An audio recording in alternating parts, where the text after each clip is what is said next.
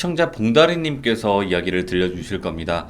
오카상 교신이라고 저희 채널에서 또 이야기를 또 많이 해주셨고, 그 오카상 교신 때문에 전 가족이 정말 정말 큰 피해를 입었던 그 이야기였는데, 그 중에서, 봉다리님의 친형님분이 정말 많은, 피해를 보셨던 것 같아요. 그래서 어떤 이야기일지 오늘은 바로 형님에 관련된 이야기를 중점으로 들려주실 겁니다. 자, 바로 한번 들어보도록 할게요. 예, 안녕하세요. 잘 지내시죠? 아이고, 또 오랜만에 뵙습니다. 예, 저번에 한번 크리스마스 때인가? 이브 때인가?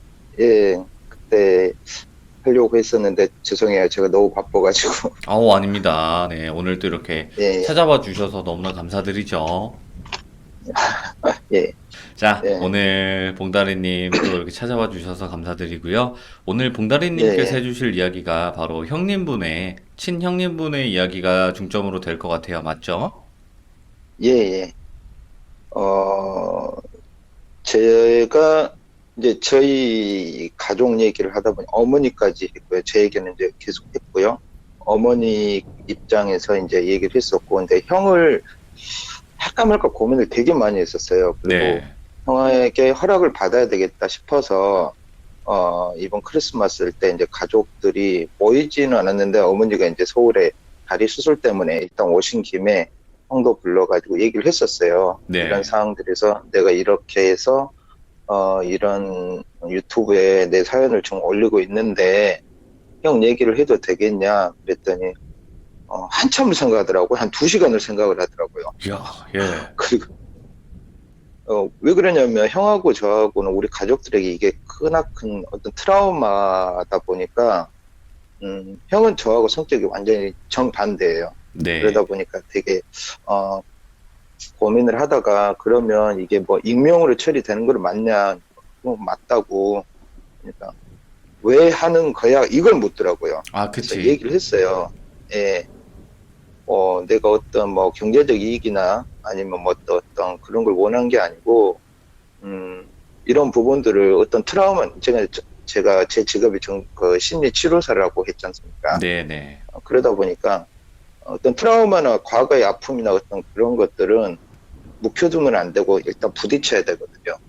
예, 맞아요. 부딪혀서 내가 스스로 내성을 키워야 돼서, 물론 저도 누군가를 상담을 하고 심리 치료를 하지만 저에게도 어떤 트라우마가 있기 때문에 이런 부분들을 오픈을 해서 형은 해야 된다라고 항상 형한테 얘기를 하는데, 형은 저하고 정반대적인 성격이다 보니까 그거를 되게 겁을 많이 해서 치부를 드러내는 걸 굉장히 싫어했었어요. 네. 장난이고 그러다 보니까. 근데 뭐 내가 형이 싫다고 그러면 안 하겠다 했는데, 괜찮다. 그럼 해봐라. 근데 나는 듣지는 않을 거다. 그러니까 어떤 프로라고 얘기도 안 했어요. 그러니까 듣지는 네네. 못할 것 같아요. 예, 그 내용이 형이 지금까지 굉장히 힘들었던 부분들을 저하고 같이 겪었던 부분이나 형이 힘들었던 부분을 이야기를 해드리겠습니다. 감사합니다. 자, 예, 어려움도 결정해 주신 거고, 예, 형님분께서도 앞으로 더 좋아지시길 정말 간절히 빌면서 이야기 시작하도록 할게요. 렛츠 가! 네, 기리십니다.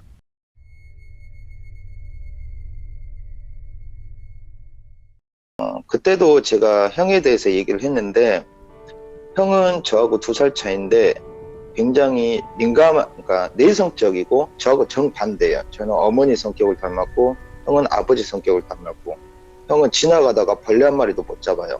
네. 저는 뭐 이렇게 뭐 그런다 벌레를 때려잡고 그런 거는 되게 잘합니다. 전 바퀴벌레도 손바닥으로 때려잡고요. 무서워하는 건 없어요. 뭐 뱀도 안 무서워하고 놀이기구도 그런 선천적으로 타고난 것 같더라고요. 저는 그런 무서워한 건 없는데, 항상 제가 귀신을 볼 때마다 적응이 될 것 같은데 귀신은 적응이 안 돼요. 네. 정말. 그러니까 제가 무속인 분들도 많이 만나보고 상담도 해보고 이런저런 얘기를 해봤는데, 무속인 분들도 귀신을 보지만 그분들도 적응은 안 된다고 그러더라고요. 익숙해지지가 않는다고 그러더라고요. 사람 형상이 흉하게 나오니까 그러겠죠. 근데 형이 어떤 얼만큼 이 우리 집안 일에 대해서 트라우마가 컸냐면요.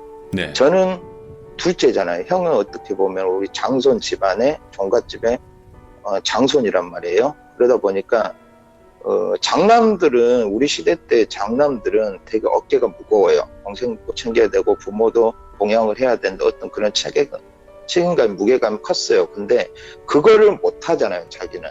네. 대신 제가 현재도 제가 그 형의 역할을 하고 있어요. 근데 제가 그 억울하다 이게 그런 게 아니고요. 형이 그거를 못 할 수밖에 없는 상황들이 계속 벌어지니까. 그러니까 저는 귀신을 보게 되면 저는 놀래기도 하고 무섭기도 하지만 저는 대차게 나가요. 네. 거의 그 파이터식으로 싸우자는 식으로 나가는 거고 형은 도망을 가요. 숨고 네. 그다음에 이제 아버지의 원망도 있겠지만 저는 아버지하고 딱 그 병원에 입원했을 때 아버지하고 화해를 해버리고 털어버렸어요. 아버지의 감정을. 근데 형은 그 감정을 털지 못하고 계속 가지고 가는 거예요. 그런 성격이에요. 형이 소심한 성격인데 외모는 멀쩡합니다. 키가 한 183 정도 되는데 누가 봐도 훈남이에요. 항상 여자들이 많이 따르고 있었는데 형을 설명을 하자면 형은 어렸을 때부터 어떤 가정에 대한 불신, 저도 그랬지만 불신이 강하다 보니까 연애를 2달 이상을 못 하는 거예요. 그러니까 고슴도치 컴플렉스라고 그러거든요. 가까이 가게 되면 누군가를 만나게 되면 내 가시에 저 사람 찔릴까봐, 저 사람 가시에 찔릴까봐 그 적당한 거리를 유지하기를 바라는 거예요, 본능적으로. 그러다가 네. 이제 사랑하는 사람, 그러면서 사랑하는 사람들이나 지인들 떠나게 되는 그런 컴플렉스라고 하는데 그런 현상을 형이 지독하게 그 현상을 계속 겪고 있었어요. 그래서 예. 형이 이제 트라우마가 언제부터 시작이 됐냐면 제가 1편에서 얘기했던 그 옥화산 귀신을 우리가 이제 맞닥뜨렸을 때 그때부터 형이 트라우마는 시작이 됐었어요. 시작이 네네. 됐는데 저는 밖으로 내 감정을 표를 내는 사람이고 형은 숨겼어요. 항상 가슴에 담아둬요. 그러다 보니까 뭐 대인기피증, 공황장애, 우울증 하여튼 정신적으로 올 수 있는 거는 다 오는 겁니다. 형한테. 네. 그러다가 어느 정도 포화 상태가 되면 발작이 일어나요. 그리고 나서 정신과 치료를 받거나 아니면은 빙의가 된 경우도 몇 번 있었고요. 네. 그랬었는데 이제 첫 번째 얘기는 어렸을 때 얘기는 뭐 대충 그때 얘기를 했으니까 건너가고요. 네네. 그 2003년도 태풍 매미 왔을 때였어요. 예. 그때가. 네, 그러니까 태풍 매미가 온다 해서 그 전날이었습니다. 태풍 매미가 온다 그 전날이었는데 그때 가을이었는데 할아버지 제사 때문에 그러니까 저희 친할아버지의 여동생이 있는데 자식이 없었어요. 여동생이.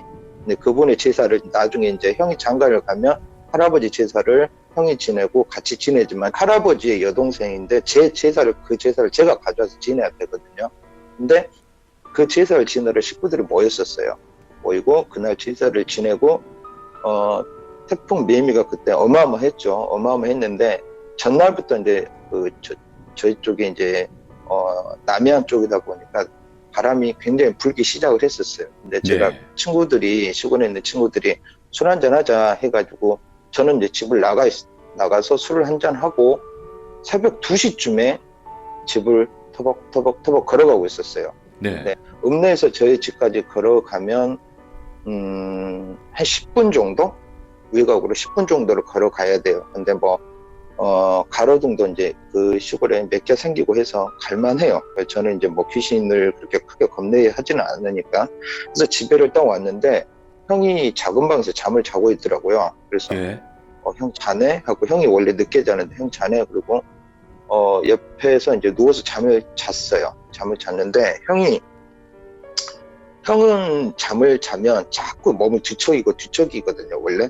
근데 쥐죽은 듯이 자더라고요. 피곤했나 보다. 운전하고 하면서 피곤한가 보다 했는데 시골에서 살던 분들은 아실 거예요. 그 태풍이 바람이 이제 시골에서 있다 보면 불면 시골 뭐 낡은 집이나 이런 것들이 막 다락다락 어떤 소리라든지 그런 소음이 있어요. 네. 그런 소음이 있는데 자려고 하면 그런 소음 때문에 계속 설잠이 들어있는 상태였어요. 제가 설잠이 들어있는 상태였는데 무슨 이유인지는 모르겠지만 제가 마음이 불안한 거예요. 왠지 예. 그날 뭔가 불안하고 큰 방에서 어머니하고 아버지 주무시고 계시는데 굉장히 불안한 거예요. 그리고 집에 그때 개도 또 키우고 있는데 그날따라 또 개도 조용하고 태풍이 오기 전이라서 그런지 어쩐지 되게 조용했었어요. 집안이 바람소리가 굉장히 나고 그랬는데 한 새벽 3시나 4시쯤 됐나? 그때쯤 딱 됐는데 굉장히 설잠이 든 상태였는데 여기 시청하시는 분들은 그런 적이 있는지 모르겠지만 아무 소리도 안 나고 그랬는데 그냥 눈이 번쩍 떠서 몸이 딱 일어나질 때가 있어요. 아, 그냥 알아요. 괜히. 어. 예, 뭐 어떤 외부적인 자극이 전혀 없는데도 예. 내가 어떤 공포를 느끼고 있는 것도 아니고 그럴 때 그때는 그냥 내 몸이 그냥 반사적으로 탁 일어나지더라고요. 그래서 시계를 딱 봤어요. 시계를 딱 보니까 4시 반이 됐더라고요. 4시 반인데 근데 형을 딱 봤는데 형이 이불이 어디 뭐 떠날 사람처럼 이불이 정말 예쁘게 개놓은 거예요. 옆에다가. 예. 제가 그랬어요. 미쳤네, 이 양반 아침잠이 많은데 형 어디 갔지? 해가지고 했는데 제가 불을 켜서 안방에 가서 엄마 아버지를 깨우려고 했어요. 근데 걱정할까봐 우리 집에서는 무슨 일이 벌어지면 엄마 아빠 제일 걱정하니까요. 특히 엄마가 걱정하니까 제가 그냥 마당에 나가서 담배를 하나 피려고 했는데 대문이 열려 있는 거예요. 네. 대문 열려 이상하다, 느낌 이상하다 해서 대문을 열고 나갔어요. 나가서 1편에서도 제가 얘기를 했는데 대문을 나와서 왼쪽을 보면 다리가 있고 그 뒤에 공동묘지가 있는 방향이고 오른쪽은 읍내로 가는 방향이에요. 근데 바람이 막 불기 시작하는데 감나무도 흔들리고 나무들도 흔들리는데 왼쪽을 딱 봤는데 익숙한 사람이 다리 위에 난간 위에 올라가 있는 거예요. 그 다리 길이가 한 80m 정도 길이가 되고 높이가 난간 높이가 그래 높지는 않아요. 사람으로 120 정도? 120 정도 되니까 어린아이 키 정도 되는데 익숙한 사람이 그 위에 서 있는 거예요. 예. 근데 서 있는데 그 난간이 그 폭이 한 20cm 정도 사람이 서 있으면 아슬아슬할 정도예요. 근데 그 밑에 내과는 굉장히 높아 한 7, 8m 정도 된단 말이에요. 예. 떨어지면 죽죠. 아무래도 돌멩이도 바위도 있고 하니까. 근데 서 있는데 형이다라는 느낌이 들더라고요. 예. 그래서 그 형하고 우리 집하고 그 다리까지 거리가 한 100m 정도는 돼요. 그래 100m 정도는 되는데 제가 랜턴이라도 가지고 올까 했는데 너무 불안해서 그냥 뛰어갔어요. 형 방향으로 다리 쪽으로 뛰어갔는데 점점 가까워질수록 머리가 쭈삣쭈삣 서더라고요. 근데 형이 예. 뭐 하고 있냐면 형이 그 난간 위에서 걸어가요. 근데 사람이 그렇게 높은 데서 걸어가면 양쪽으로 손을 펼치면서 보통 중심을 잡고 가는데 형은 그냥 평길을 가듯이 걸어가더라고요. 네. 그러더니 난간이 왼쪽 난간이었어요. 오른쪽 왼쪽 난간이 있는데 왼쪽 난간에서 그냥 걸어가더니 갑자기 오른손을 쭉 드는 거예요. 쭉 들더니 옆에 누군가 손을 잡고 가는 것처럼 손을 제스처를 취하길래 뭐지 하면서 막 뛰어갔어요. 근데 한 10m 앞에까지 갔는데 제가 그 자리에서 딱 서서 저도 모르게 딱 섰어요. 근데 형이 걸어가는데 누군가하고 수근수근 하면서 이런 식으로 얘기를 하는 거예요. 형이 대답을 하고. 근데 제가 쓱 봤는데 형이 누구 손을 잡고 있냐면 꼬마의 귀신 있죠. 그 예. 딸이 바닥에 그 밑에서 걸어가고 형 손을 잡아주고 형은 거기에서 그래서 걸어가는 거야. 어디 방향이냐면 그 공동묘지 방향인데 그 공동묘지가 엄마가 묻힌 곳이잖아요. 옥화상이 묻힌 곳. 예. 어딘지는 모르지만 그 근처에 묻혔단 말이에요. 그때 네네. 그 40-50년 전에 그 얘기다 보니까 그 방향으로 가는 거예요. 근데 제가 형을 여기서 잡아 당겨야 되는데 놀래키가는 밑으로 떨어질 수도 있어서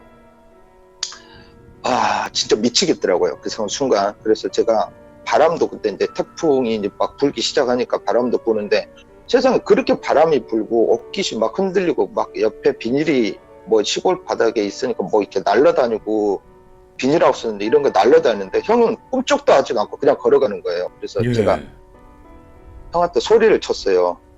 형 정신 차리라고.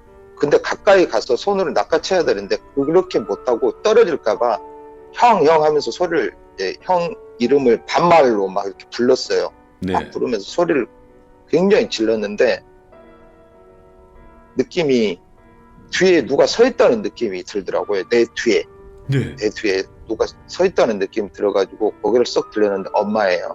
우리 엄마가 우두커니 서 있더라고요.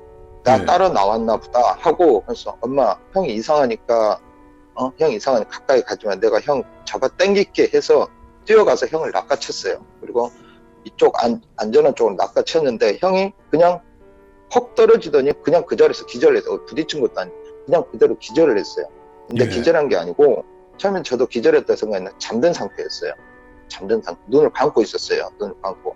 그래가지고 형 정신 차려 했는데 그 꼬마 귀신은 사라졌고 제가 엄마한테 그랬어요. 엄마 여기서 소리 지르면 동네 사람 깨니까 형 데리고 얼른 들어가자 했는데 엄마가 없어요. 엄마가 없는데 제가 일부 첫 번째, 두 번째에서 얘기했던 그 시치 있잖아요. 냄새. 그 바람이 부는데도 그 역한 냄새가 제 코를 막 자극을 하는 거예요. 그래서 썩은 형을 예? 썩은 내. 그 옥화상에 때 나는 그 냄새가 진동을 하는 거예요. 엄마는 안 보이고. 그래서 이 다리를 넘어가면 안 되겠다 싶어가지고 형을 진짜 질질 끌고 일어나라 했는데 잠이 든 상태는 못 일어나더라고요. 그러니까는 꿈속에서도 형이 지금 그 귀신들한테 잡혀있는 것 같다는 느낌을 받았어요. 그래서 형을 데리고 와가지고 형을 호주머니를 뒤졌는데 부적이 없는 거예요. 부적이 없고 집에 끌고 들어왔는데 그때서야 엄마가 나오는 거예요. 근데 엄마가 그때 다리 수술한 지 인공관절 수술한 지 얼마 안 됐었거든요. 쩔뚝거리면서 나오시더라고요. 어디 갔다 오냐고 했는데 형을 안고 들어오니까 놀래가지고 그래서 아버지 깨우지 말라고 조용히 하라고 해서 방으로 작은 방에 들어가서 형을 깨웠어요. 막 깨웠는데 형이 두 주먹을 쥐고 있었거든요. 푹 이렇게 쥐고 있었어요. 근데 오른손은 그 꼬마 귀신하고 손을 잡고 있는 그 부분이 굉장히 큰 손으로 어린아이 손 주먹을 큰 어른이 꽉 쥐면 그 자국이 남잖아요. 그 자국 난 것처럼 사람 손에 그 자국이 피멍이 들어있는 거예요. 그래서 이제 형을 깨웠죠. 형을 깨우는데 형이 아침 6시 넘어서 정신이 든 거예요. 어떻게 된 거냐 하니까 자기는 꿈을 꿨대요. 꿈을 꾸고 할머니가 부르고 할아버지가 부르고 그 다음에 꼬맹이가 그때 봤던 그 꼬맹이가 자꾸 자기라고 어디 가자고 그래서 그냥 꿈에서 따라갔다는 거예요. 그래서 얘기를 했죠. 형 다리 위에 있었고 죽을 뻔했다. 근데 엄마도 이제 울고 막 그랬죠. 또 아빠 앞에서 이런 모습을 보이면 또 아버지는 자기 때문에 그런다 그 죄책감이 시달릴까봐 그냥 세 명이서 그냥 조용히 했었어요. 조용히 하고 태풍 매미가 그 다음날 왔는데 완전히 정전이 됐죠. 그때 당시에 정전이 되고 날아가고 지붕도 날아가고 난리도 아니었어요. 저희 시골도 굉장히 피해가 컸는데 이렇게 해서는 안 되겠다 해가지고 형을 그러니까 저는 이겨낼 수 있는데 형은 못 이겨낼 거라는 생각을 계속 하고 있었어요. 어렸을 때부터. 그래가지고 형이 그때 당시에는 살아남기 위해서 형 자체적으로 이게 스스로 살아남기 위해서 선택한 종교가 기독교였고요. 저는 어떤 종교가 없었어요. 종교가 없는 상태고 그래서 형한테 저기 가면 스페인이나 저 이탈리아 가면 수도원이 있거든요. 일주일짜리 한 달짜리 그 무건수행 말도 안 하고 거기에 드는 그 프로그램 하는 수행이 있어요. 그러니까 제가 하도 이런 귀신이나 어떤 영가에 시달리다 보니까 그런 것들을 되게 조사를 많이 하다 보니까 그런 거를 형한테 얘기를 했어요. 형 가서 그러니까 자기 인생 공부한다 생각하고 뭐 갔다 오라고 이런 식으로 계속 이제 유도를 했었는데 형은 싫다고 하더라고요. 싫다고 해서 그냥 그 해는 2003년도에는 그냥 넘어갔었어요. 넘어가고 형이 계속 악몽을 꾸고 시달리고 그런 것들을 계속 저한테 얘기를 했었어요. 근데 그때마다 저는 화가 난 거예요. 왜 그러냐면 형이 좀 이겨냈으면 좋겠는데 형은 이제 그렇게 태어난 사람인데 또 저는 화가 나더라고요. 그러니까 내가 형 노릇을 하고 있으니까 그것도 화가 나고 어린 마음에 좀 형이 나 좀 보호해주면 안 돼? 형이잖아 이제 그랬는데 형이 그것도 미안해하는 거예요. 형이 못나서 너를 보이지 못해서 너무 미안하다. 죄책감, 자책감이 이제 뭐 이렇게 완전히 사람이 쪼그라든 거예요. 그러다 보니까 형이 직장 생활도 제대로 못했어요. 지금까지도 직장 생활을 못하고 대인기피증이 심해가지고.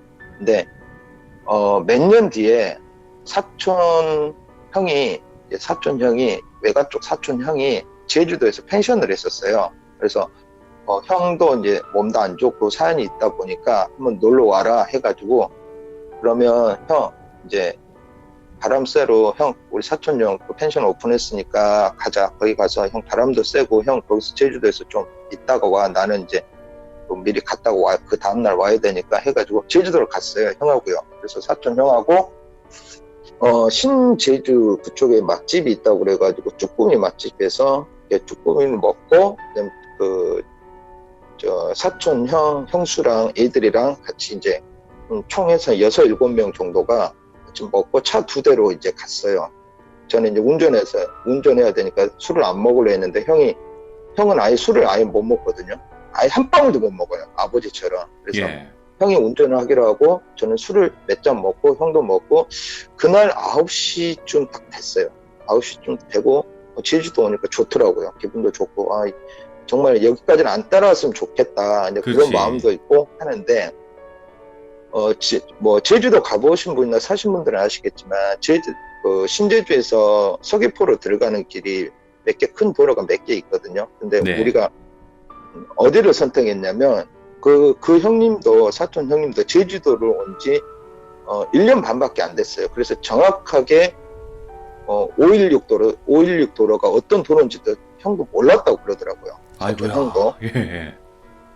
근데 그 516 도로가 참 사연이 많은 도로더라고요. 그때 맞아요. 당시에는 이제 네네네. 몰랐는데, 그 일을 겪고 나서 제가 어떤 공부를 해보니까 그게 되게 일제시대 때부터 되게 이제 사연이 많이 죽었던 그 도로인데, 그 도로를 먼저 올라탔어요. 그 형이 앞에 가고, 그 사촌 형님이 앞에 싣고 가고, 형하고 저하고 뒷차를 타고, 뒤에서 차를 30m 간격으로 쭉 가고 있었어요. 네네. 가고 있었고, 날도 좋고, 정말 기분도 좋고 해서 제가 흥얼흥얼 노래를 부르고 있는데, 형도 기분이 좋은 것 같더라고요. 쭉 가고 있는데, 앞차가 이제 516 도로라는 게 한라산 쪽으로 언덕배기로 올라가다 내리막길 쪽에 내려가는데, 저는 516 도로가 왜 그렇게 도로 쪽으로 풀도 많이 나 있고 칡농풀도 엄청 많이 나 있더라고. 사람들이 많이 안 다니나? 라고 생각을 했었어요. 도로인데 왜 이러지? 도로는 멀쩡한데 정말 칡농풀도 도로 막 나와 있고 그러더라고요. 밤에 가는데 굉장히 우습하더라고요. 야, 여기 혼자 가다 진짜 작살 나겠다 혼자 속으로 생각하고 있었는데, 사촌 형님 앞차가 30m 정도 가고 있는데 갑자기 차가 흔들리기 시작하는 거예요. 내리막길에서 지그적으로 가는 거예요. 지그적으로. 그래서 왜 저래? 그래가지고 쭉 뒤에 붙었어요. 형 좀 붙어봐 하니까 쭉 붙었거든요. 근데 내리막길에서 코너를 돌고 터널을 도는데 계속 불안하게 가는 거예요. 그래서 우리가 상향등을 계속 켰어요. 깜빡 하면서 조심하라는 의미로 왜 그러냐고 이렇게 했는데, 전화를 하는데 전화를 안 받는 거예요. 계속. 그래서 이상하다 싶어가지고 계속 깜빡하는데, 형이 어느 정도 쭉 내려가고, 우리가 쭉 직선도로 쭉 내려가는데, 세상에 차 위에 있죠. 차 위에 천장에 있죠. 천장에 그냥 대자로, 그러니까 큰 대자로 어떤 사람이 붙어 있는 거예요. 차가. 그리고 그 이 차를 흔들고 있는 거예요. 흔들고. 근데 할아버지였어요. 할아버지. 예. 그 할아버지가 차를 양손으로 문을 팔을 쫙 벌려가지고 붙어가지고 차를 흔드는 거예요. 우리는 이제 놀래가지고 계속 깜빡이를 켜고, 우리가 앞질러서 세워야 되겠다 생각을 하는데 앞질르지를 못하는 거예요. 그 길에서, 내리막길에서. 예. 그 516 도로 가보신 분들 알겠지만 그 코너 도는 게 장난이 아니고 무슨 레이싱 도로 같이 생겼어요. 진짜. 네네, 맞아요. 그래가지고 와, 그래가지고 이제 막 뒤에서 깜빡이 켰는데 그 사촌 형이 멈출 생각 안 하고 계속 가는 거예요. 네. 계속 내려가면 내리막길인데 서귀포 시내 불빛이 보이고 산을 우리는 내려가고 있는데 도저히 안 되겠다 해서 형, 안 되겠다, 박아. 우리가 박든가 해야 되겠다, 안 되겠다 했는데 쫙 붙였는데 형이 겨우 갓길에 차를 세웠어요. 네. 갔더니 차를 세우고 이제 그 위에서 흔들던 거는 그 연관은 눈에 보이지 않았어요. 가니까 형 어떻게 된 거야 하니까 형수 애들 진짜 눈물콧물 다 짜고 있고, 형은 그냥 뭐에 홀린 것처럼, 야 핸들이 지 맘대로 움직이고 바퀴가 자기 제어가 안 되더래요. 네. 왜 그런지 모르겠대. 차가 이상하다고. 근데 우리는 봤잖아요. 형하고 저하고 봤잖아요. 뒤에서. 그래서 말을 못했어요. 말을 못하고 우리가 형 그럼 우리가 앞장설 테니까 형도 이제 놀랬어요. 제가 차를 핸들을 잡고 형 우리 따라와. 앞차를 우리 따라와 하고 앞으로 쭉 먼저 내려가는데 한 5분 정도 됐나 싶었는데 갑자기 뒤에서 상향등이 깜빡깜빡깜빡 오는 거예요. 상향등이. 예. 사촌 형이 계속 깜빡깜빡 켜는 거예요. 그러면서 막 그 클락션 올리고 깜빡이 켜고 들어오니까 내 차가 어떻게 되냐면요. 정말 휘청휘청 하기 시작하는 거예요. 네네. 아까 우리가 봤던 게 우리한테 붙은 거예요, 이제. 이야. 형은 이제 기절 초풍을 하는 거죠. 기절 초풍을 보조석에서 안전벨트 매고 정말 브레이크가 안 들어요. 진짜 뭐 영화처럼 브레이크가 안 드는데 악셀을 밟아도 안 나가고 그 N으로 놓고 내려가는 그런 기분이었어요. 예. 진짜. 그러다 보니까 저도 중간에 세웠죠. 중간에 세우고 담배를 피고 아무 얘기도 하지 마. 그리고 나서 다시 출발해서 서귀포 시내로 들어가서 펜션을 들어갔어요. 펜션을 들어가서 입구 쪽에 차를 세워놓고 그냥 남자들끼리 담배를 피우고 아무 말도 않고 형수님 들어가고 애들이랑 들여보내고 담배를 피우고 있었는데 그 앞에 커피 자판기가 있었어요. 2대가. 네. 자판기 2대가 있었는데 거기에 가끔 지나간 택시분들이 거기서 세워서 택시도 그 커피도 마시고 그다음에 그 앞에 오뎅 파는 데가 있어가지고 오뎅도 먹고 그러는 조금 휴게소 비슷한 건 있었어요. 근데 택시가 2대가 서는데 우리가 담배를 피고 있는데 택시 기사가 그러는 거예요. 한 명이 아까 516도로 초저녁에 오고 있는데 뭐 사고 난 것 같아 그러는 거예요. 네. 저희들끼리 얘기하는데 그래서 이런저런 얘기를 했어요. 저희들 아까 여기 오는데 이상한 일을 겪었다 그랬더니 미쳤대요. 우리 보고. 예. 거기는 제주도 사는 사람들도 낮에는 지나갈지언정 밤에는 절대 안 간대요. 거기를. 그러니까는 거기를 안 간대요. 급한 일이 있어도 웬만해서는 그 길로 안 가고 뺑 돌아간대. 뭐 관광 신도로인가 하여튼 그쪽으로 가지 그쪽으로 안 간다고 그러더라고요. 예전에야 길이 안 좋을 때 그리 갔지 지금은 그 길을 전혀 아는 사람은 안 간다고 그러더라고요. 그래서 혹시 우리한테 그러더라. 혹시 할방 봤냐 물은 게 할방 그 할아버지? 제주도 방언으로 할아버지를 봤냐는 거예요. 예. 여자를 봤냐 할아버지를 봤냐라고 물어보니까 할아버지를 봤다. 그러니까 차 뒤집어 놨겠네요. 또 그러는 거예요. 우와.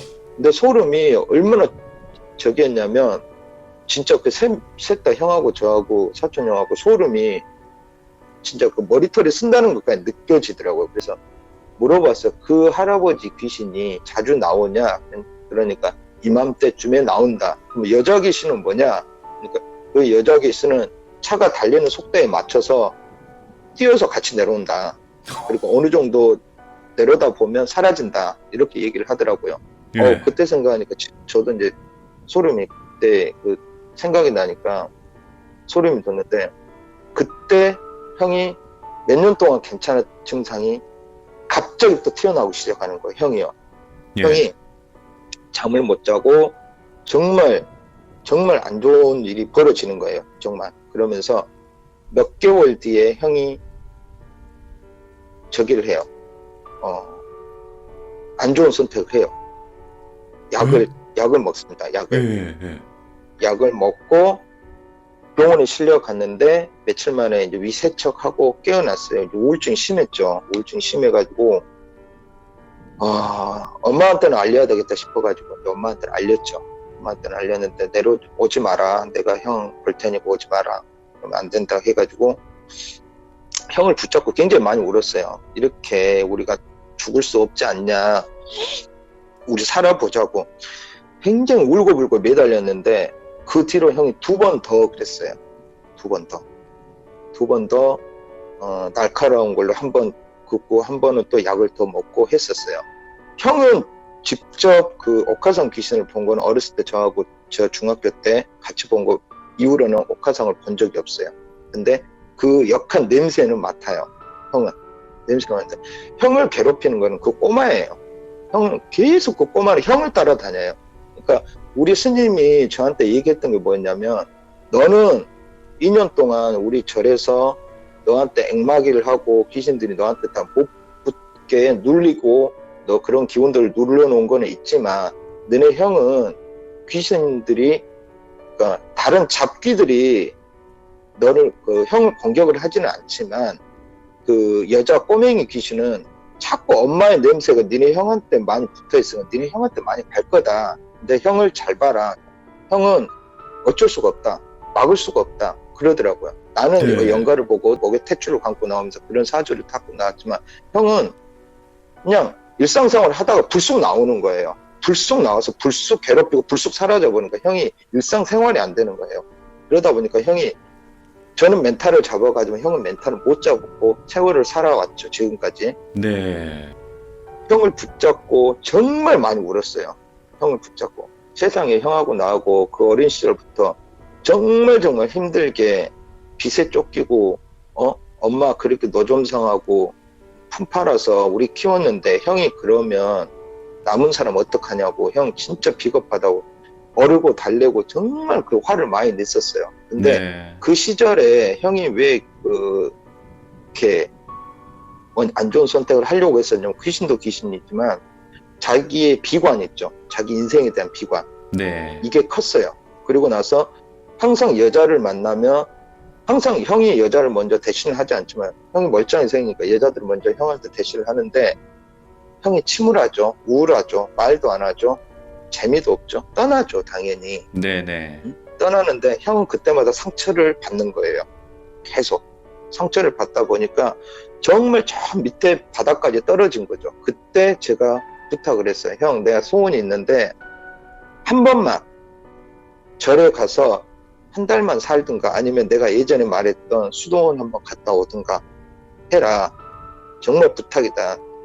해서 형이 그때 스페인으로 떠나요. 스페인으로 떠나 제가 경비를 다 대주면서 스페인으로 그때 첫 번째 갔을 때 일주일 있다가 돌아왔어요. 네네. 일주일 있다가 돌아오고 그 다음에 몇 개월 뒤에 다시 한 달짜리로 다시 또 갔어요. 그래서 형한테 그랬어요. 형 혹시 거기 가서 안 좋은 게 보이고 그런 건 있었어? 그러니까 그런 건 전혀 없었대요. 네. 처음에는 답답했는데 너무 편했다고 그러더라고요. 그러니까 거기서 어떤 성경 공부를 하고 신의 어떤 교리를 배우고 그런 게 아니더라고요. 저는 이제 그런 코스가 있을 거라 생각했는데 그냥 그냥 거기에서 스케줄대로 움직이다 아무도 말도 안 걸고 터치도 안 하고 그냥 냅둔다는 거예요. 네네. 그냥 산책도 하고 뭐 기도할 시간에 기도해도 되고 안 해도 되고 그렇더라고요. 그래서 형이 그때부터 조금씩 자리를 잡아가기 시작을 해요. 네. 잡아가기 시작하는데 형한테 제가 물어봤었어요.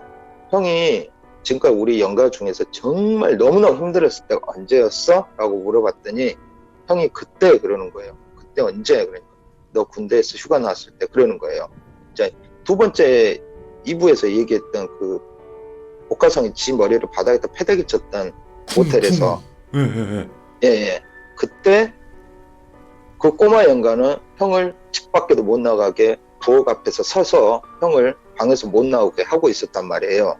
예. 그래서 형하고 그때 통화를 하고 형 갈게 내가 차 타고 갈게 해서 형 집에를 갔는데 갔을 때 형 모습이 어땠냐면 정말 죽은 사람이라고 말해도 당연할 것 같이 생긴 모습이었어요. 머리는 산발이 돼 있고 예. 자기 몸을 손바닥 손가락으로 손톱으로 다 뜯어가지고 진짜 뭐라고 해야 될지 모르겠네. 진짜 노숙자도 아니고 산송장. 집에서 예, 산송장처럼 구석에서 웅크리고 앉아가지고 그러고 있더라고. 그래서 컵라면을 먹겠다는 거예요. 제가 오니까 이제서야 컵라면을 먹고 싶다. 형 다른 거 먹자, 맛있는 거 먹자 그러니까 형이 그때 컵라면 먹고 싶다는 거예요. 물 부어놨어? 무슨 소리야? 했는데 언제 부어놨는지 모르지만 그 물이 그 컵라면이 불어가지고 곰팡이가 슬어있는 거예요.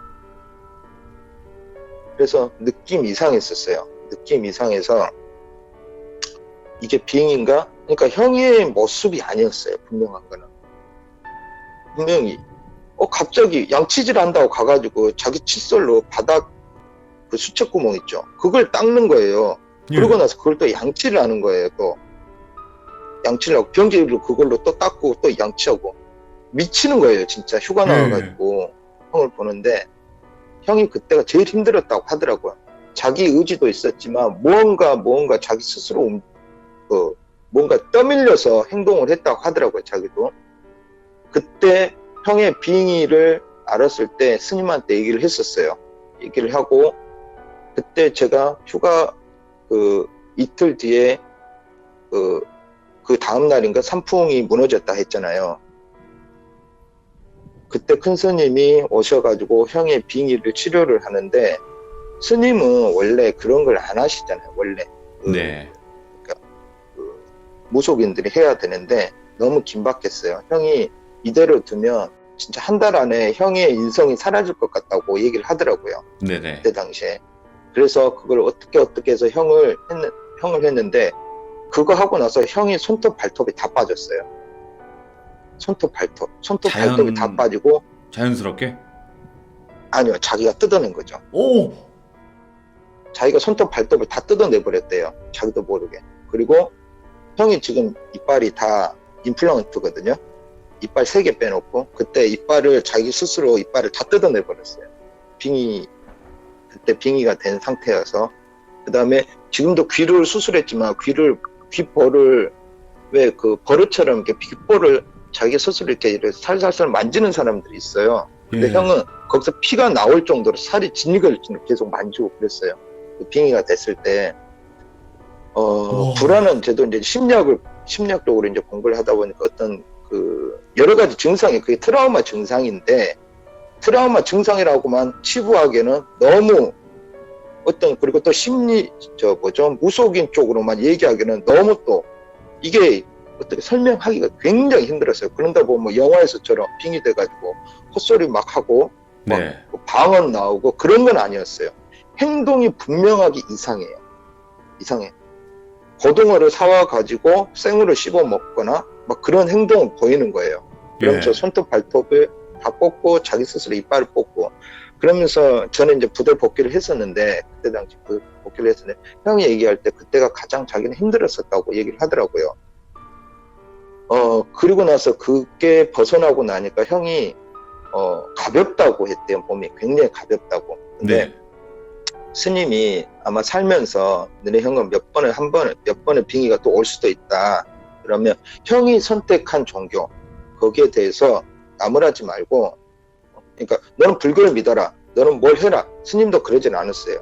기독교도 종교고 불교도 종교고 종교는 서로 존중을 해줘야 된다. 그래서 너네 형이 선택한 거니까 형이 그 신을 믿고 따르라고 그래라. 그리고 굉장히 기도를 많이 하라고 그러고 그 방법밖에 없다. 그리고 네. 이 악기가 이 집에서 떠날 수 있는 거는 시간이 지나야 떠나니까 그럴 수밖에 없다라고 하더라고요. 그래서 형이 가장 이제 그렇게 힘들 때 저한테 딱 한 번, 형이 지금까지 살면서 저한테 그렇게 크게 부탁한 적이 별로 없었거든요.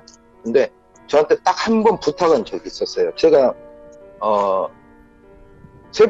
네 번째 얘기를 했을 때 그 여자친구하고 예전에 헤어졌던 얘기를 했었잖아요. 네. 형은 제일 아직까지도 잊지 못하는 그 여자가 있어요. 지금 이제 다른 데 결혼해서 이제 살고 있다는 얘기를 들었는데 그 여자 한 번만 보게 해달라는 거예요, 저한테. 네. 어디에서 미용사인데 거기서 뭘 하고 있다, 미용사를 하고 있다. 그래서 갔어요. 가가지고 제가 이제 형 부탁이니까 형이 계속 자하려고 하다 보니까 그래, 죽은 사람 소원도 들어준다는데 가보자. 그 사람한테 어떤 모습인가 한번 가보자. 그래서 부탁이라도 해보자. 우리 형님 살려달라 해서 갔어요. 갔는데 딱 얼굴 보자마자 제가 돌아서서 나왔어요. 바로. 왜요? 제가 항상 그 돌비님한테 얘기할 때 제가 연가를 본다고 그랬잖아요. 예. 그러니까 맨날 지나다니면서 모든 연가를 다 보는 게 아니고 그 타이밍이 있어요. 네. 타이밍이. 예. 옥화상은 냄새부터 오고, 그 다음에 다른 연가들은 제가 죽었을 때 그 감정을 느낀다고 그랬잖아요. 네. 그 여자를 딱 보는 순간에 굉장히 분노가 치밀어 올랐어요. 어떤 분노라고 해야 될지 모르겠지만, 정말, 내가 도 할 수 있겠다는 그 분노감이 증폭됐어요. 막. 갑자기 막, 이렇게 도화선처럼 팍 터질 정도로, 그래서 그 유명한, 이렇게 미용실인데, 어느 선생님 좀 예약은 안 했지만 미용실 가면 그래도 뭐 어떤 선생님 있으세요? 그러면은 얘기를 했는데 그분이 저쪽에서 걸어오는데 바로 나가버렸거든요. 예. 그 사람 옆에 연가가 있는데 옥화상 연가도 참 참혹한 모습이지만 그 여자 연가 옆에 있는 그 연가의 모습도 진짜 참혹하기 이루 말할 수가 없었어요. 아, 진짜. 뭐가 있구나, 거기에. 네, 한 50대 후반, 60대 초반의 여자인데 뭐를 하고 있냐면 이렇게 지금 여기 우리 이 프로도 무속인들이 많이 듣지만 많이 보고 이렇게 참석도 하시지만 저는 그때 처음 봤어요. 무속인 귀신을. 무당귀. 예, 그거를 들고 방울이랑 이거 들고 이 여자를 팔짱을 딱 끼고 한 손으로 딸랑딸랑 따는 고개를 흔들면서 그 여자가 저한테 오는데 그 선생님이 저한테 오는데 저하고 같이 눈이 딱 마주쳤어요. 근데 분노가 그 여자가 이게 걸어오면서도 있잖아요. 딸랑딸랑 이렇게 오는데 팔짱 끼고 오는데 그러면 보통 사람이 상식적으로 웃으면서 이렇게 다정하게 온다고 생각이 들어야 되는데 얼굴 표정은 뭐라고 그러냐면요. 그 온갖 분노와 뭐 어떤 그런 것들이 가득 찬 얼굴이었어요. 예. 왜 우리 형이 저 여자를 좋아했는지 알겠다는 생각이 딱 드는 거예요. 그래서 저는 그랬어요. 저 원기가, 저 영가가 분명하게 우리 형한테 빼먹을 게 있다. 어떤 뭐 영혼을 빼먹든 기를 빼먹든 그러려고 했는가 보다 라는 생각에 분노도 더 치밀어 올랐고 제가 나가버렸어요. 나가버렸는데 세상에 그 여자가 사거리까지 나를 쫓아서 그 하이힐을 신고 저를 쫓아온 거예요. 근무 중인데도. 네, 근무 중인데도 뛰어오면서 예. 누구씨 동생이죠? 딱 그러는 거예요. 처음 예. 봤거든요. 예. 제가 그래서 대놓고 그랬어요. 저 그쪽하고 얘기하기 싫습니다. 왜 오셨어요? 나한테 그러더라고요. 예. 내가 잘못 온 것 같아요. 누군가의 부탁을 받고 왔는데, 형한테 부탁을 받고 왔는데, 제가 잘못 온 것 같아요. 왜요? 그러는 거예요, 저한테. 저보고 씩 웃더니 하는 말이, 옆에 그 무당귀도 옆에서 쳐다보고 있고, 저를요. 그 여자도 저한테 하는 말이, 왜요? 제 옆에 뭐 있어요? 저한테 이러는 거예요. 와. 그래서, 저 형이 찾아와도 안 봤으면 좋겠습니다. 하고, 신호 딱 떨어지자마자 걸어가 버렸어요. 예. 들어가서 건너편에서 제 차를 타고 그냥 와버렸거든요. 형한테 가서 그 말을 했어요. 형, 우리가 지금 그 아버지의 그 내연녀 귀신 때문에 우리가 힘들고는 있지만 잡기들한테까지 형이 그러면 안 되라고 대놓고 얘기를 해버렸어요. 형이 네. 뭐 이렇게 뭐 심쿵하든 뭐 저기를 하든 뭐 우울해하든 어쩌든 그 말을 해야 되겠더라고. 형, 왜 그 여자가 왜 이렇게 좋아? 그러니까 그 여자 솔직히 까놓고 얘기해서 형, 여자 못생겼어. 물론 이제 여자를 비하하는 거 아닙니다. 그때 형한테 얘기할 때 그랬어요. 그렇게 네. 뚱뚱하고 그렇게 못생겼는데 왜 형이 살이 멀쩡해서 형 잘생겼는데 왜 그런 여자한테 그래? 그랬더니 하는 말이 뭐냐면 그 옆에 있으면 잠을 잘 자 이러는 거예요. 대박이다. 예. 잠을 되게 편하게 잔대요. 근데 일어나면 살이 쭉쭉 빠지는 기분이 든대요. 예. 근데 그 여자한테 계속 자기가 끌리는 거예요. 그래서 그 여자한테 끌리는 건지 그 영가한테 끌리는 건지 그거는 이제 자세히는 모르겠지만 아무튼 그래서 그 형한테 저한테 그랬어요. 절대 여자 만날 때 나한테 먼저 보여주라. 동생 아니야. 형하고 나 세상에 둘 뿐인데 나한테 좀 보여달라 했어요. 네. 그 여자한테 가장 심한 상처를 받았죠. 그 여자한테 형이. 그러고 나서 그 후로는 형이 여자를 만나지 않습니다. 지금까지요. 지금까지 만나지도 않고. 예, 형은 이제 뭐 혼자 살아요. 혼자 살고 와, 정신과 치료 약은 계속 먹고 그다음에 뭐 상담도 받고 하는데 뭐 상담 가서 저 귀신이 보여요. 이러면 의사들은요. 의학계에서는 당연하죠. 의학에서는 과학이다 보니까 인정하지 않아요. 네. 인정하지도 않고 계속 약만 바꿔서 주죠. 약만 바꿔서 주는데 제가 형하고 있던 이런 것들을 겪으면서 형한테 부탁하는 거는 딱 하나예요. 휘둘리지 말자고 우리 그 네. 영가들한테 우리 휘둘리지 말고 그 옥화상 귀신, 엄마 귀신, 아기 귀신이 형한테 오더라도 형 그냥 성경책 품고 그냥 욕해버려. 싸워. 나처럼 싸우라고. 그런데 형은 못하는 거예요. 진짜 네. 그 귀신 한번 딱 보고 나면 일주일을 밥도 제대로 못 먹고 잠도 못 자요. 예. 그래서 제가 애기 엄마 때 형하고 결혼하면서 형을 같이 살면 안 되냐 이 말을 했었어요. 상관없대요. 상관없다. 괜찮다고. 아주머님하고 같이 살고 싶다고. 괜찮다고. 이야. 형이 약하다는 걸 알아요. 알고 뭐 또 귀신에 시달린다 이게 아니고 형이 어떤 그런 트라우마나 있어서 정신적인 병이 있다는 걸 알아요. 그래서 애기 엄마한테 얘기를 했어요. 솔직히 얘기했어요. 네네. 이래 하는데 뭐 귀신 이런 얘기는 다 빼고요. 그러니까 형을 내가 보호해야 된다. 처음에 제가 청혼할 때부터 얘기를 했었어요. 그러니까 아유 형하고 동생이 바뀌었네 저한테 이러더라고. 네. 그래도 뭐 자기 심성이 그렇다면 그렇게 하자 했는데 형이 그걸 거부를 했어요. 동생한테 피해주기 싫다고. 예. 절대 피해주기 싫다고 하더라고요. 그래서 어쩔 수 없이 저희 집하고 가까운 데 살아요. 10분 거리에 사는데 제가 이야기는 많은데 시간이 좀 오래 걸리니까 여기서 오늘을 더 얘기를 할 게 더 많은데 오늘은 여기까지만 하고요. 제가 이제 형하고 했던 했던 이야기 중에서 정신과 치료를 받는다고 했잖아요. 그렇죠. 형이 귀신만 본다면 정신과 치료를 받는 약이 절대 먹히지 않아야 돼요. 아, 그렇죠. 절대. 우리 쪽 이 얘기를 하는 사람들 입장에서 볼 때는 정신과 약을 먹어도 절대 어떤 차도가 안 보여야 되는데 정신과를 다니고 어떤 종교의 힘을 믿고 그쪽에서 기도도 하고 하다 보니까 굉장히 많이 좋아졌어요.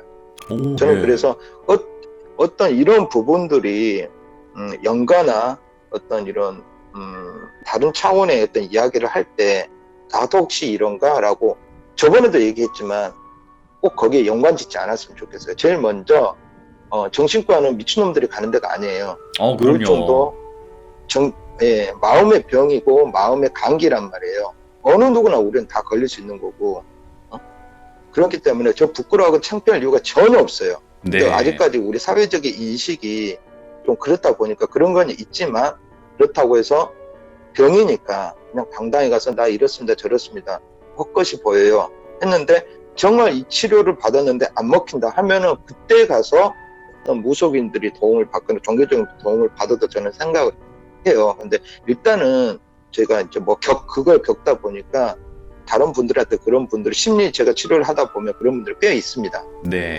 다음 얘기 때 그런 부분들을 얘기를 할 건데 심리 치료를 하다 보면 뭐가 보여요 어째서 저 이런 치료를 한단 말이에요. 그럼 원래 치료는 제일 먼저 대화도 그렇고 들어주는 거거든요. 청취해 무조건 맞아요. 들어줍니다. 다 듣고 있어요. 그리고 나서 내 얘기는 안 해요. 절대 그 사람 얘기를 다 끄집어낼 때까지 얘기를 안 하거든요. 별의별 얘기가 다 있어요. 그러고 보면 그 사람들과 대화를 하다 보면 결국엔요. 아주 어렸을 때부터 어떤 그 트라우마에 어떤 사건이 연관이 돼 있습니다. 100%예요. 근데 그걸 끄집어내기가 굉장히 힘들죠. 네. 그리고 중도에 포기한 사람도 많고요. 이사 가버리고 도망가 버린 사람도 있어요. 왜냐하면 자기가 가지고 있던 그게 세상이라고 생각하는 이게 깨진다고 생각하는 겁이 나서 도망가는 사람 굉장히 많습니다. 네네. 근데 제가 이제 뭐 이런 얘기를 하면서도 꼭 항상 이런 얘기를 마무리할 때 하는 이유가 뭐냐면 도움이 됐습니다 해서 하는 말이에요. 그런 부분들이 있으면 꼭 정신과부터 어떤 병원 치료부터 먼저 해보시고 상담을 해보시고 나서 안 됐을 때는 좋은 무당들, 좋은 뮤속인들, 정말 안 좋은 무속인들 굉장히 많습니다. 그것도 잘 보셔야 돼요. 네. 그런 분들 상식이 어긋나면 안 좋은 무당이라고 생각하시면 돼요. 그런 분들 찾아가셔서 도움을 청한다면 우리 자기 인생을 다시 찾을 수 있다고 저는 생각을 합니다. 그리고 오늘 얘기가 더 많았는데 저는 항상 얘기가 더 많은데 얘기를 못하네요. 저는 1시간 안 넘기려고 노력을 하다 보니까. 괜찮아요. 네, 어차피 봉다리님은 앞으로도 이제 많은 이야기를 들려주실 거고, 그리고 오늘 해주신 이야기, 마지막 이야기가 정말 진짜 많은 분들한테 도움이 되실 거예요. 용기를 내실 거고. 근데 이제 아까 그 무당령 있잖아요. 그게 무당령이라고 생각을 했던 이유가 말 그대로 방울을 들고 있었기 때문인가요? 아니면 또 뭔가 그런 좀 다른 느낌을 받으셔서 그랬을까요? 외모가요. 옷이 구달 때 입는 옷 딱 그대로예요. 아, 그 오색 한복 같은 느낌으로 예, 예, 예. 그걸 뭐라 그러죠? 하여튼 그 옷 신복. 그대로 입고, 예, 입고, 그, 굿할 때 그 꽃갈 뭐라고 하나요? 아, 그거? 이거 삼각형 모자 있죠, 있죠. 예, 예, 예. 그거를 쓰고 버선을 신었어요. 신발도 아니고 버선. 그러니까 내가 볼 때는 그랬어요. 저 사람 굿하다가 역으로 맞은 영이거나 아니면 나쁜 굿을 하다가 오히려 저기한 어떤 영가일 거라는 생각을 했었어요. 예. 정상적인 무속인이고 무당이라면 원래 무당이라는 건 고려 시대까지만 해도 굉장히 대우받던 직업이거든요. 네. 근데 조선에 오면 이제 뭐 어떤 뭐 숭례 옥불 정책이 있다 보니까 어떤 무당들을 불교나 무속인들을 굉장히 이제 깔아뭉갰죠. 그러다 보니까 지금까지 어떤 그런 부분들이 있는데 아직까지 네. 그런 인식이 있는데 무당이라는 건 하늘의 뜻을 인간에게 일러주고 그 다음에 인간의 어떤 마음 부분들을 치료를 해주고 굉장히 신성한 직업입니다. 네. 근데 이거를 굉장히 악용하는 그 분들이 꽤 있어요. 제가 무속인들을 굉장히 제 일 때문에 많이 만나다 보니까 그런 분들이 굉장히 많더라고요. 네. 일단 목대라 뭐해라 이런 분들을 찾아가면 절대 안 되고 제가 그 연가를 딱 봤을 때 그냥 말도 안 섞고 그냥 거기를 돌려본 이유가 그거였어요. 악한 기운이 있었고 그 다음에 굉장히 안 좋았어요.